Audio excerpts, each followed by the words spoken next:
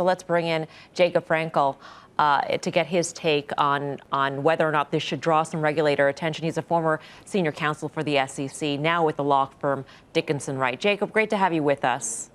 Thank you. Thanks for the offer. And the answer is, in my mind, no question. This draws SEC scrutiny, and I think almost a great lead-in is not only talking about omission to disclose material facts, but I can easily see SEC enforcement looking at such things as insider trading, manipulation.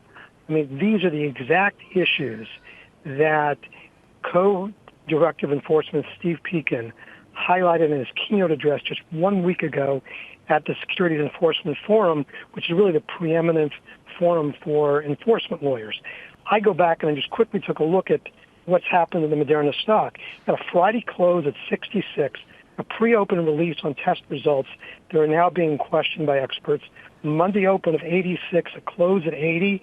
Aftermarket press release at $76 on the offering, and a Tuesday close at 71.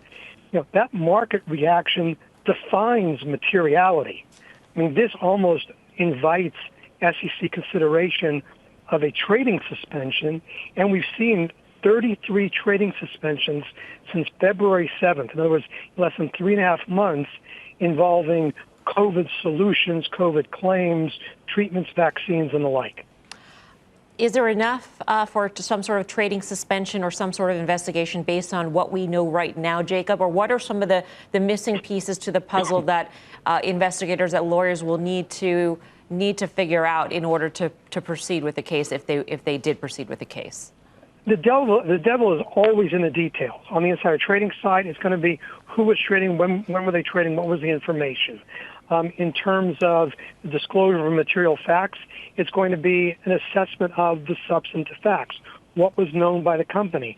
I think one of the things that this commission, interestingly, in 2019, and one of the reasons actually at the moment I'm really up on trading suspensions, I'm fighting one for a client, is the issue of the integrity of the press releases and whether a company, in fact, does or not disavow information that may be in the marketplace, as a reason not to terminate a trading suspension. But fundamentally, for the SEC to make the trading suspension determination, that is not an enforcement action. That's really considered what is in the public interest and what is really designed to protect investors. But back to your question in terms of what else do we need, it's really the substantive facts, all the issues that your experts really are raising right now that go to the substance of the company's disclosures. Mm-hmm. What did they know? What were the disclosures? Were they adequate? But you look at the market movement, that defines materiality.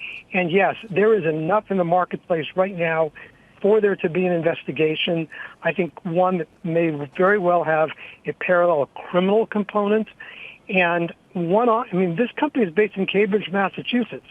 The Boston office of the SEC is very thorough and very aggressive, including in the area of trading suspensions.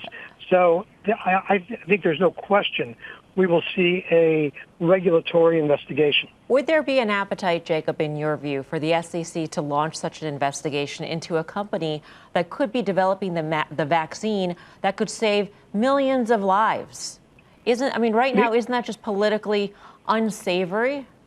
Not at all. In fact, if you go back to not only Steve Pekin's speech on May 12th, again, the co-director, you can go back to March 23rd when Steve Pekin and Stephanie Avakian, who they are the co-directors of enforcement, issued a release on market integrity. This is all to the SEC about communications, the quality of the communications, and transparency. An investigation does not prevent the company from advancing its clinical trials, does not prevent bringing to market a vaccine if there is one. Mm-hmm. This is about information that is in the market and that is fueling this aberrational or volatile trading, and that really is the responsibility of the SEC. So I do think the two really are mutually exclusive.